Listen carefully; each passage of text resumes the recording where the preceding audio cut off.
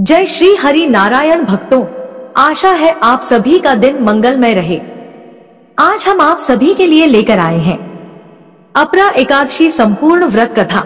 अपरा एकादशी का व्रत भगवान विष्णु को समर्पित है और इस व्रत को करने से मनुष्य को सभी पापों से मुक्ति मिलती है।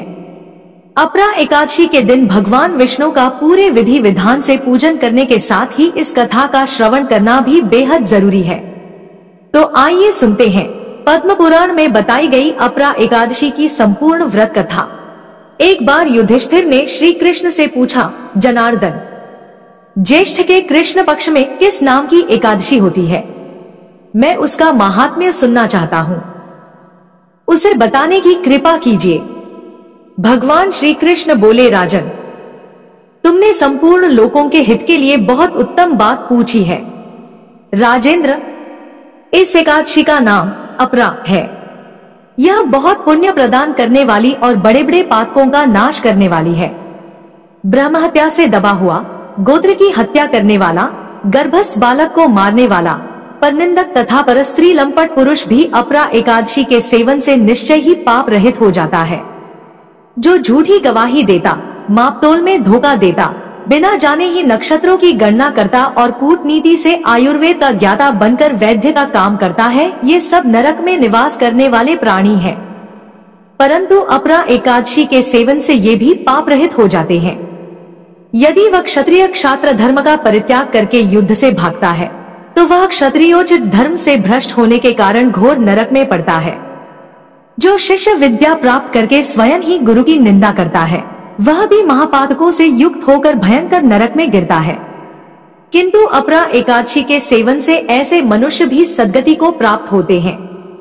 माघ में जब सूर्य मकर राशि पर स्थित हो, उस समय प्रयाग में स्नान करने वाले मनुष्यों को जो पुण्य होता है, काशी में शिवरात्रि का व्रत करने से जो पुण्य प्राप्त होता है, गया में पिंडदान करके पितरों को तृप्ति प्रदान करने वाला पुरुष जिस पुण्य का भागी होता है, बृहस्पति के सिंह राशि पर स्थित होने पर गोदावरी में स्नान करने वाला मानव जिस फल को प्राप्त करता है, बद्रिकाश्रम की यात्रा के समय भगवान केदार के दर्शन से तथा बद्री तीर्थ के सेवन से जो पुण्य फल उपलब्ध होता है, तथा सूर्य ग्रहण के समय कुरुक्षेत्र में दक्षिणा सहित यज्ञ करके हाथी, घोड़ा और सुवर्ण दान करने से जिस फल की प्राप्ति होती है, अपरा एकादशी के सेवन से भी मनुष्य वैसे ही फल प्राप्त करता है।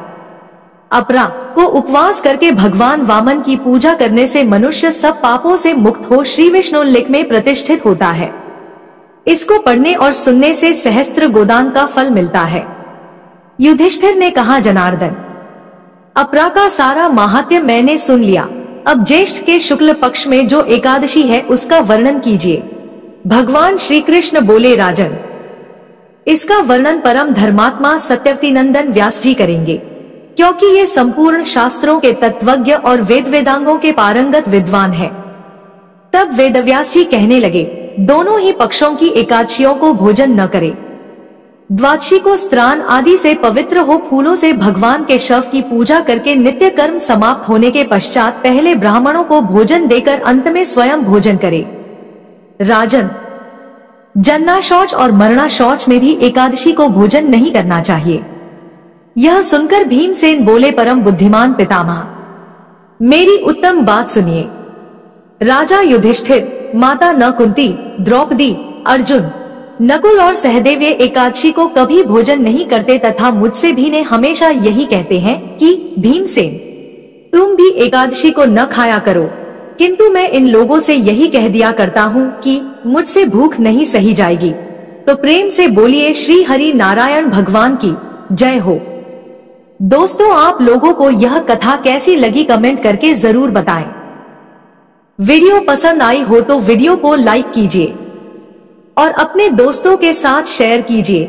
ऐसी ही पौराणिक कथाएं सुनने के लिए हमारे चैनल को सब्सक्राइब कीजिए। धन्यवाद। राधे राधे।